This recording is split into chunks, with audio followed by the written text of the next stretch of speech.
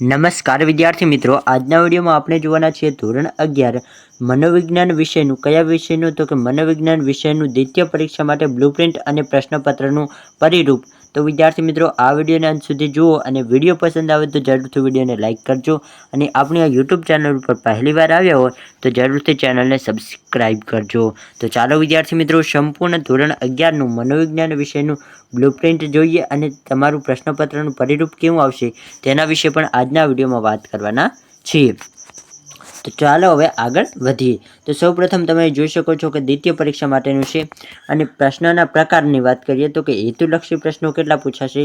તો કે હેતુલક્ષી પ્રશ્નો કુલ 10 પૂછાશે અને તેના કુલ કેટલા ગુણ આપવામાં આવે? તો કે 10 ગુણ આપવામાં આવશે.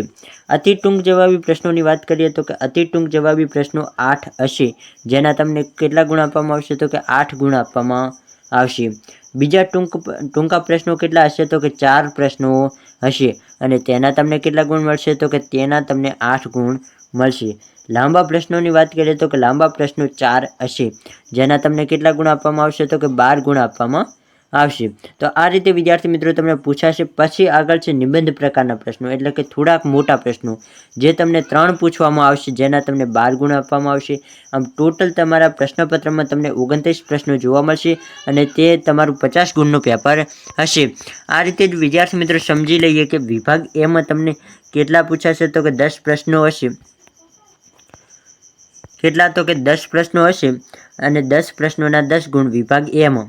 વિભાગ બીમાં તમને 8 કયા પ્રશ્નો હશે? તો કે જે તમારે એક વાક્યમાં લખવાના હોય તે તમને 8 પ્રશ્નો જોવા મળશે, જેના તમને 8 ગુણ વિભાગ બીમાંથી જોવા મળશે.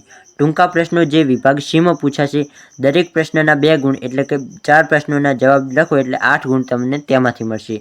પછી વિભાગ ડીની વાત કરીએ તો વિભાગ ડીમાં તમને એક પ્રશ્નના 3 ગુણ મળશે. કેટલા? તો કે 3.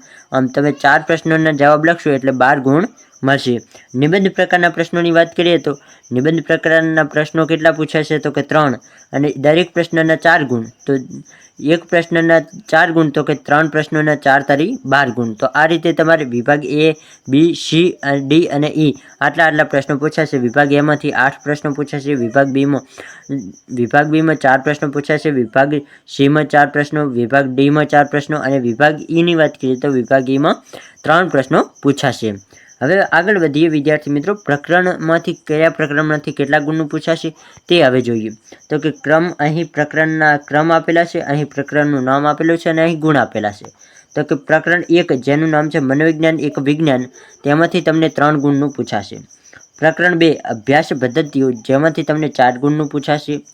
પ્રકરણ 3 છે માનવ વિકાસ, જેમાંથી તમને 2 ગુણનું પૂછાશે. પ્રકરણ 4 છે વર્તનના જૈવિક આધારો, જેમાંથી તમને 6 ગુણનું સારું એવું પૂછાશે.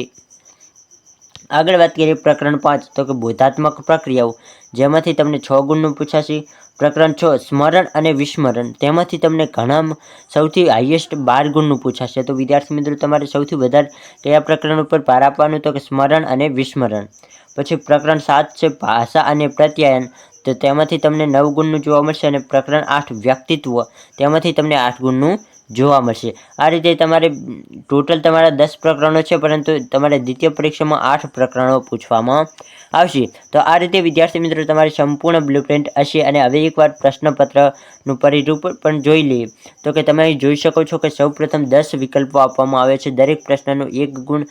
તો વિકલ્પોના જવાબ તમને આવડતા હોય તો કોમેન્ટ બોક્સમાં લખી શકો છો અને એ પ્રશ્નોના જવાબ ટીક પણ કરેલા છે. તમારે આ આઈએમપી પેપરની સંપૂર્ણ બ્લુપ્રિન્ટની પીડીએફ જોઈતી હોય, સંપૂર્ણ મેં જે પણ તમને બ્લુપ્રિન્ટ સમજાવી તેની તમારે પીડીએફ જોઈતી હોય તો ડિસ્ક્રિપ્શનમાં આપેલી લિંક ઉપરથી તમે આ સંપૂર્ણ પીડીએફને ડાઉનલોડ કરી શકશો અને આ સંપૂર્ણ પેપરને પણ ડાઉનલોડ કરી શકશો. આ પેપરને તમે એકવાર સોલ્યુશન કરી અને સારા એવા ગુણ મેળવી શકો છો.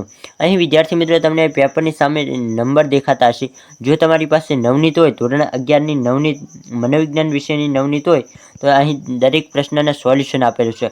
ધારો કે તમારે આ 27મા પ્રશ્નનું સોલ્યુશન જોઈએ તો નવનીતના 52 નંબરના પેજ ઉપર જશો તો તમને આ પ્રશ્નનું સોલ્યુશન મળી જશે. એ રીતે દરેક પ્રશ્નોના જવાબ આપેલા છે, તેની સામે સોલ્યુશનના પેજ નંબર પણ આપેલા છે, પરંતુ જો તમારી પાસે નવનીત હોય તો.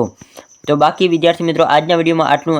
આ વિડીયો તમને પસંદ આવ્યો છે. વિડીયો પસંદ આવ્યો તો ઝડપથી વિડીયોમાં વધુને વધુ શેર કરો. અને મેં જણાવ્યું એ પ્રમાણે જો તમારે PDF જોઈતો તો ડિસ્ક્રિપ્શનમાં આપેલી લિંક ઉપરથી આ PDFને ડાઉનલોડ કરી શકો છો. અને હજી સુધી આપણે આ ટેલિગ્રામ ચેનલમાં ના જોડાયો તો જલ્દીથી ત્યાં પણ જોડાઈ જાઓ.